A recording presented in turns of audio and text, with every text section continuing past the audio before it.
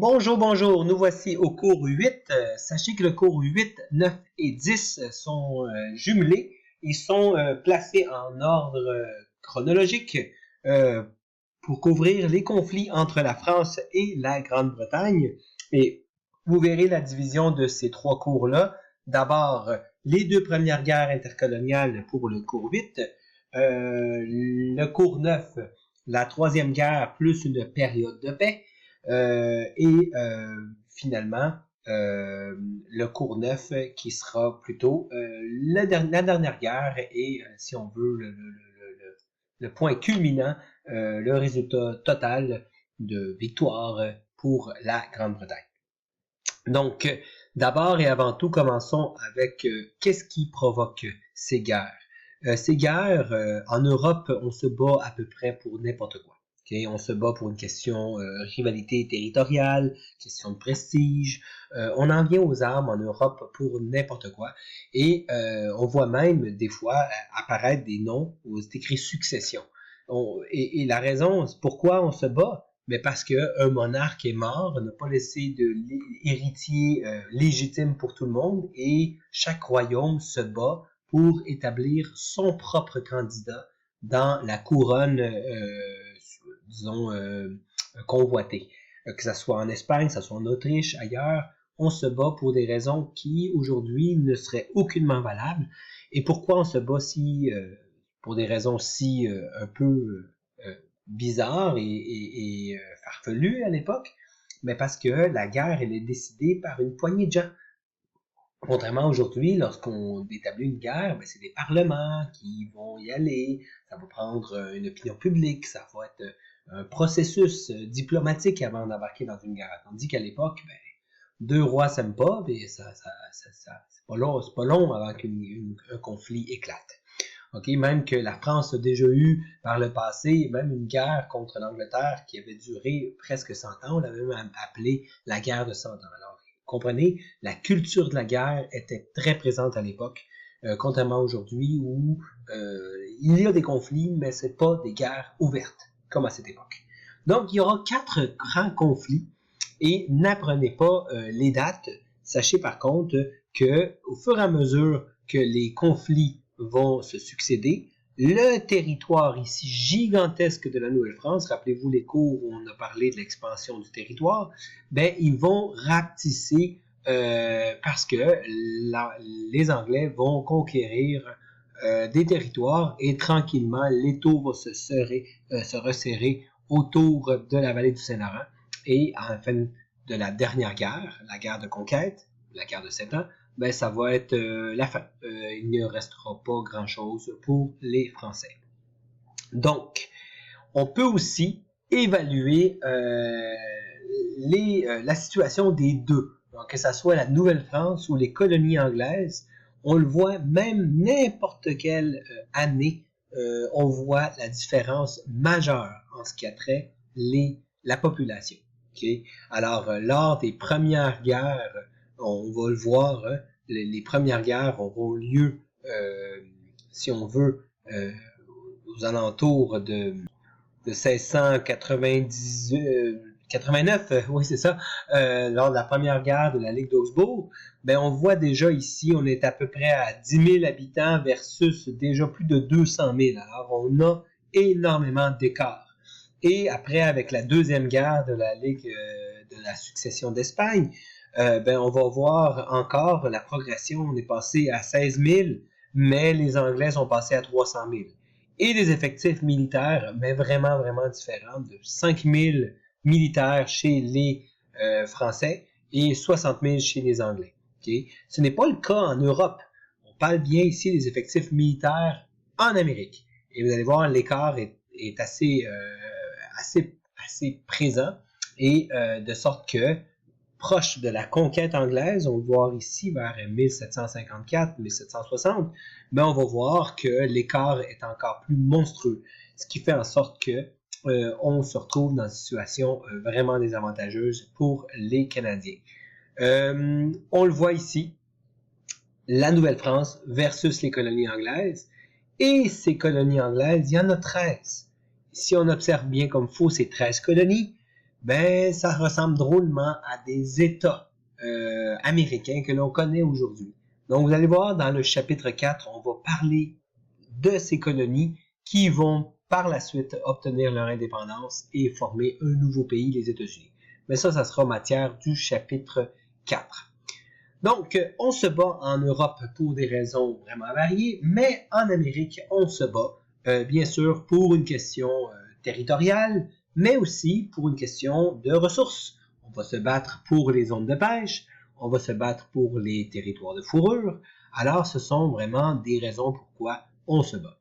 Les Français vont porter un uniforme avec, bien sûr, une prédominance du bleu, et les Britanniques avec une prédominance du rouge. Okay? Les soldats étaient quand même très bien habillés. Le but était vraiment de montrer la puissance de ton roi, donc il fallait justement qu'on te voit de loin, qu'on voit l'ensemble de la richesse de ton monarque. Là, vous me direz, c'est pas fort pour le camouflage. Le but n'était pas de se camoufler. Dans ces guerres que l'on pratiquait à l'européenne, en rangée, le but n'était pas de se cacher. On se donnait rendez-vous dans un champ de bataille. On n'était pas dans des guerres d'embuscade. Vous allez le voir, ça va être très différent. Et les guerres qui vont se dérouler en Europe et les guerres qui vont se dérouler en Amérique auront une petite différence. On va en parler. L'économie aussi. C'est une économie différente des deux. On a d'un côté la Nouvelle-France, qui a une économie basée uniquement sur la fourrure, et d'un autre côté, on a les 13 colonies, une économie diversifiée, où on a une population beaucoup plus nombreuse, et dans un certain sens, des colonies, si on veut, plus fortunées, plus puissantes, et plus autonomes, moins dépendantes de l'Angleterre. Donc, évidemment, ces métropoles se retrouvent en guerre et automatiquement, quand une métropole est en guerre, les colonies n'ont pas le choix de suivre. Okay? Et il faut le comprendre qu'à l'époque, les Anglais décident d'investir massivement sur leur puissance maritime. Alors, ils vont développer leur marine.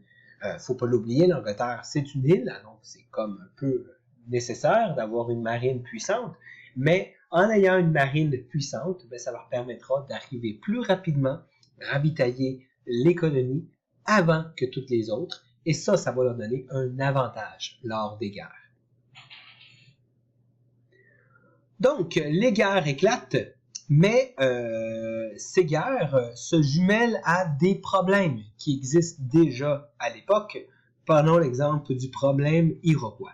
On avait un problème iroquois dès les premières années du 17e siècle, lorsque Champlain avait fait la fameuse alliance avec les Hurons et les Montagnais, qui étaient, eux, en conflit contre les Iroquois.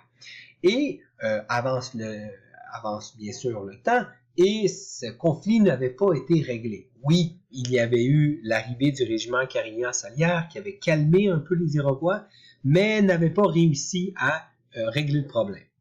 Il y a eu, en 1629, une petite visite des frères Kirk. Si vous vous en souvenez, au chapitre précédent, on avait parlé de la Compagnie des 100 associés qui avait tenté de développer, mais qui, avec l'attaque de ses frères Kirk, des frères, une espèce de pirates britanniques, a fait en sorte que cette compagnie s'est vue ruinée. Bon, alors, tous ces petits conflits n'ont pas vraiment été des guerres, mais des petits conflits jumelés à ceux des Iroquois, faisant en sorte qu'on se retrouvait constamment en situation d'état de guerre.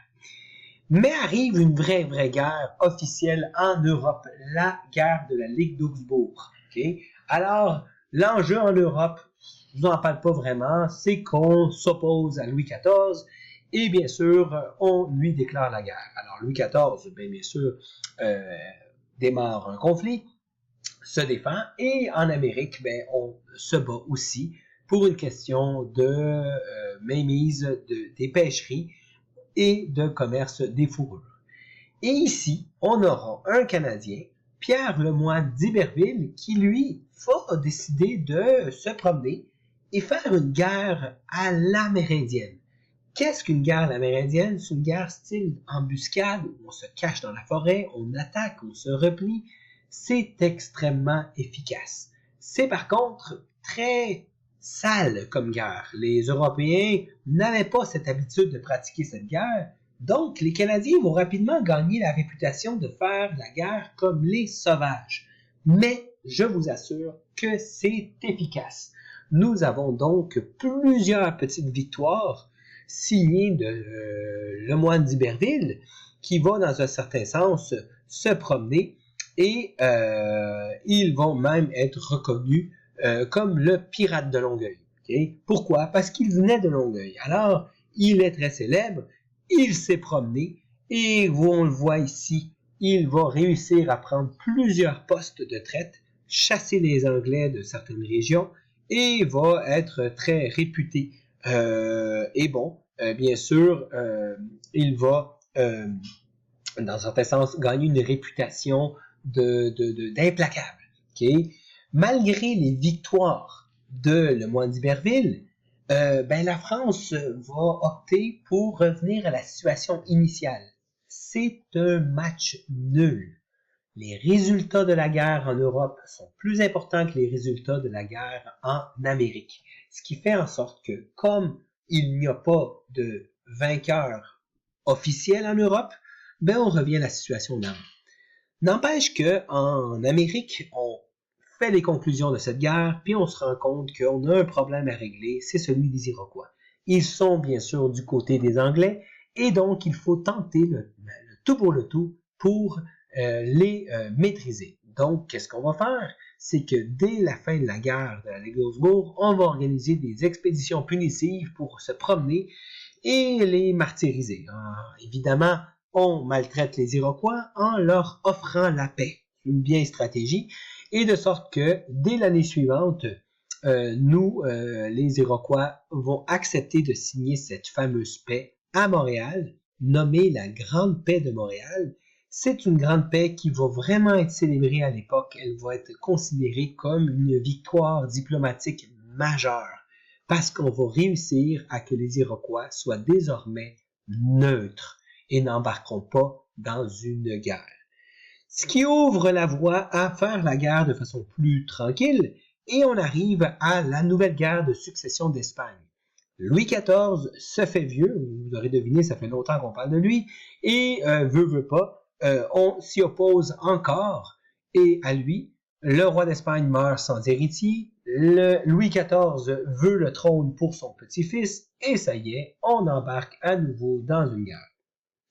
Cette guerre ne se finira pas très bien, okay? Malgré quelques petites victoires ici en Nouvelle-France, la France est vaincue en Europe.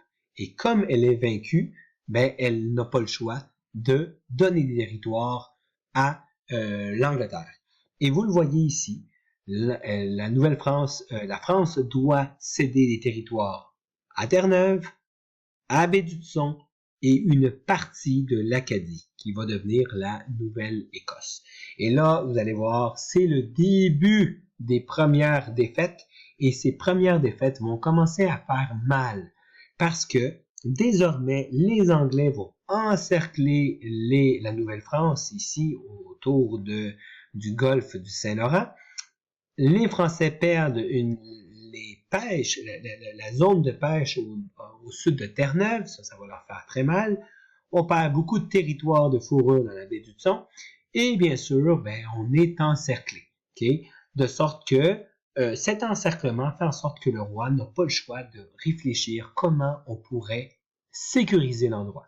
Et c'est pour ça que l'endroit stratégique ici, dans l'île du Cap-Breton, okay, qui n'est pas cédée à l'Angleterre, elle reste encore sous administration française, on n'aura pas le choix d'aller, si on veut, améliorer la forteresse de Louisbourg. Et on va en parler de l'importance de cette forteresse pour protéger l'entrée du Golfe.